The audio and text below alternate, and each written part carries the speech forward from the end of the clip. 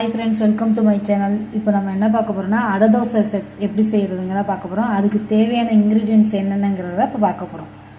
Ingredients என்ன சேர்க்கலாம் அப்படின்றத சொல்லிக்கிறேன். இப்போ வந்துட்டு நீங்கள் எது வேணாலும் எடுத்துக்கலாம். நான் வந்துட்டு ஆளாக்கு எடுத்திருக்கேன். இதால் வந்துட்டு ரேஷனில் கொடுக்குற புழுங்கரிசி, அதாவது இட்லிக்கு போடுவோம் இல்லையா குண்டரிசி, அதே எடுத்துக்கலாம். அதால் வந்துட்டு ஒரு ஆளாக்கு குண்டரிசி எடுத்துக்கிட்டோம்னா அதுலயே ரேஷன் கடையில் கொடுக்குற பச்சரிசி வந்து அரை ஆளாக்கு எடுக்கணும். அதே அரை ஆளாக்கு வந்துட்டு துவரம்பருப்பு, அரை ஆளாக்கு வந்துட்டு கடலைப்பருப்பு எடுத்துக்கணும். எல்லாத்தையும் சேர்த்து ஊற வச்சிடணும், நைட்டே ஊற வச்சிடணும். அதுக்கப்புறம் வந்துட்டு உங்கள் காரத்துக்கு ஏற்ற அளவு மிளகாய் சேர்த்துக்கணும். அது வந்துட்டு எங்களுக்கு வந்து நான் 20 மிளகாய் சேர்த்துருக்கேன். சேர்த்துட்டு தேவையான அளவு தண்ணி ஊற்றி மூடி வச்சிடணும், நைட்டே ஊற வச்சிடணும். இப்போ இதை ஊறணும், ஓவர் நைட்டு ஊறலாம், இல்லைன்னா 8 மணி நேரம் ஊறினா கூட போதும். நைட்டு ஊறினா நல்லா இருக்கும். நைட்டே நாங்கள் ஊற வச்சிட்டோம். காலையில் வந்துட்டு எப்படி அடை தோசைக்கு மாவு இன்னும் இன்க்ரீடியன்ஸ்லாம் சேர்த்து எப்படி தோசை சுடலான்றத பார்க்கலாம். நைட்டே ஊற வச்சு எடுத்து வச்சிருக்கோம். நைட்டை அடக்கி ஊற வச்சது அரிசி ஊற வச்சு எடுத்து வச்சிருக்கோம். இதை இப்போ நம்ம எப்படி அரைக்கிறதுன்னு பார்க்கலாம். மிக்ஸி ஜாரில் நம்ம ஊற வச்சதை சேர்த்துக்கிறோம். இப்போ 2 பேட்சாக போட்டு அரைக்கணும், நிறையா இருக்குது. சேர்த்துட்டு தேவையான அளவு உப்பு, பெருஞ்சீரகம், நைட்டே ஊற வச்சுருந்தோம்னா வர மிளகா உங்கள் காரத்துக்கு ஏற்ற அளவு. நாங்கள் 20 மிளகா ஊற வச்சுருக்கோம். உங்கள் காரத்துக்கு ஏற்ற அளவு. பூண்டு பல் ஒரு 8. அரைச்சிட்டு பார்க்கலாம்.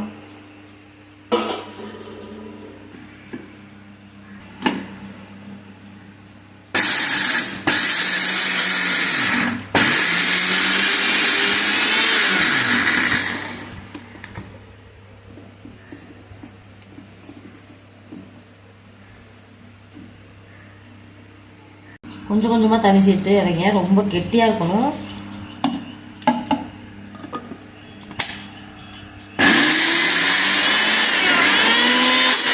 இந்த பதத்துக்கு குறைன்னு அரைச்சிக்கணும். கொஞ்சம் கெட்டியாகவே இருக்கட்டும், அப்புறமேல நம்ம தண்ணி ஊற்றி கலந்துக்கலாம்.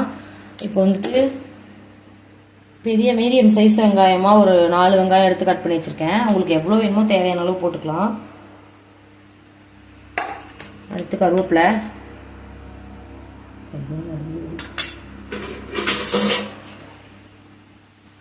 அடுத்து முருங்கைக்கீரை போட்டுக்கலாம்.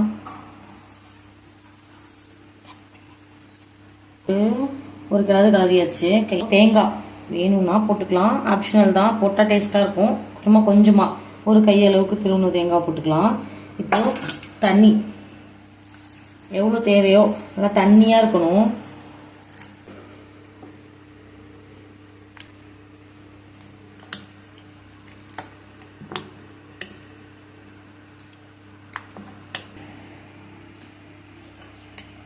இந்த பதம் இருக்கணும் தண்ணியா.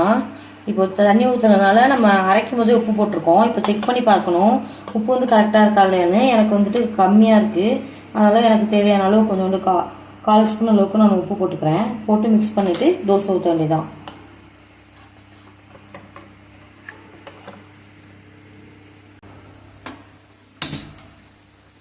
இப்போ தோசை ஊற்றிக்கலாம்.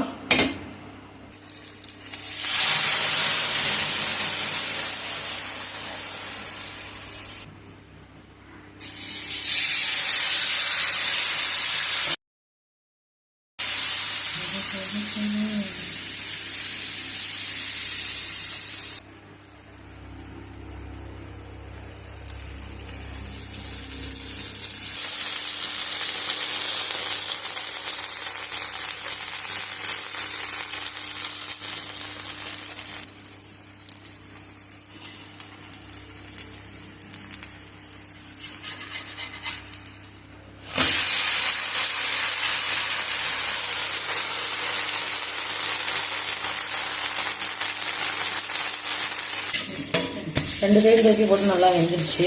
நம்ம எடுத்து வச்சுக்கலாம். ருசியான அடை ரெடி. கமெண்ட் பண்ணுங்க, பிடிச்சிருந்தா லைக் பண்ணுங்க, சப்ஸ்கிரைப் பண்ண மறந்துடாதீங்க.